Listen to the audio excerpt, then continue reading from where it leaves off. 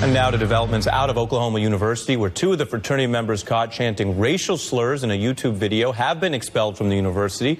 This morning, the Morning Joe team did a report on the story, and their ensuing coverage has sparked a lot of reaction already. Many have asked for some clarification, and Mika joins us now with more. We also have the host of Politics Nation and president of the National Action Network, Reverend Al Sharpton, with us from Chicago. Mika, let me start with you. Take us through the discussion on your show this morning.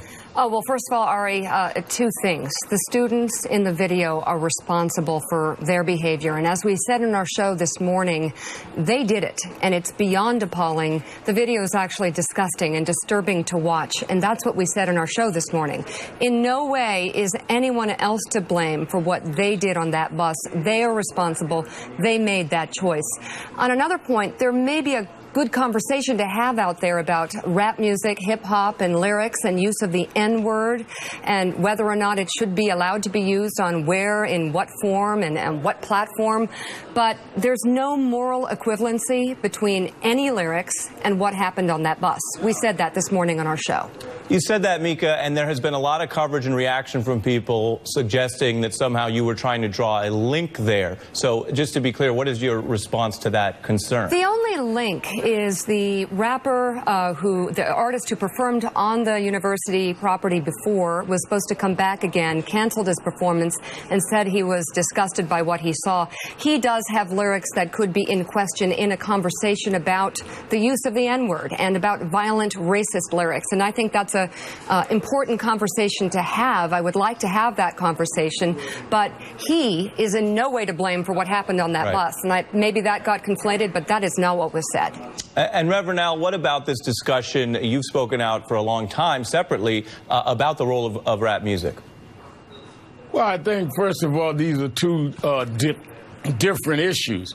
What we saw on that bus and from the fraternity house's mom, as they call it, is disgusting and racist, and they can't blame that on anyone. There were no rappers on that bus. These were all white students that were saying this. There's no rap lyrics that even come close to what they said in terms of we're not letting the N-word students in our fraternity. So I think these are two separate issues, and we should not have the debate that I and others have engaged. And let's be clear, National Action Network, which I head, NAACP and others have been against N-word and misogyny in music, but that should not be a distraction to this issue that Mika has just talked about. That is absolutely racist. I think the president of the college operated in what he should have and in the best tradition of America. And those students have, in a very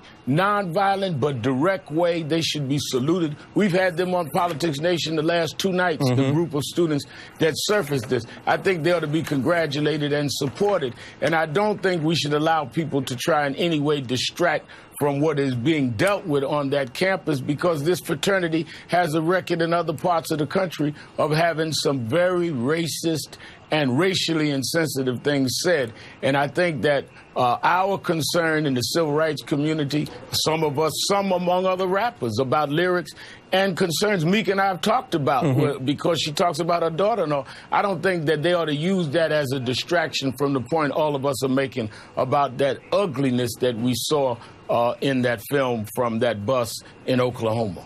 Mika, go ahead. Well, no, my daughter is a Jay-Z fan, and I've had the conversation with her about what's appropriate and what can be said and what can't, and why there's, in some ways, a little bit of a conversation that still needs to be had.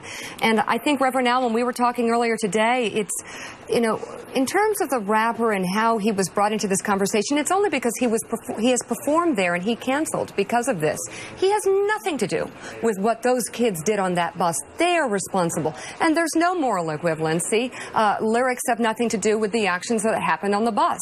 Having said that, his lyrics are inflammatory. They use the N-word, the F-bomb. And Reverend Al, what you were saying on the phone to me earlier is that the question for him is perhaps would he denounce the use of them in the future? But that, again, is a separate conversation. It's sort of like the big picture in terms of where we're moving in terms of our society, and also how we view art, and what is art and what is dangerous, or what is art and what perhaps could be disturbing to people. But that's a completely different and fascinating conversation. Reverend Al, a conversation, I might add, Ari, that we've had. I mean, I remember we did 2 days of Oprah debating this. This is an ongoing conversation, but it should not in any way get in the way of what those students are saying on that campus, as Mika just said. And I think it is very important that we understand that they're two different conversations.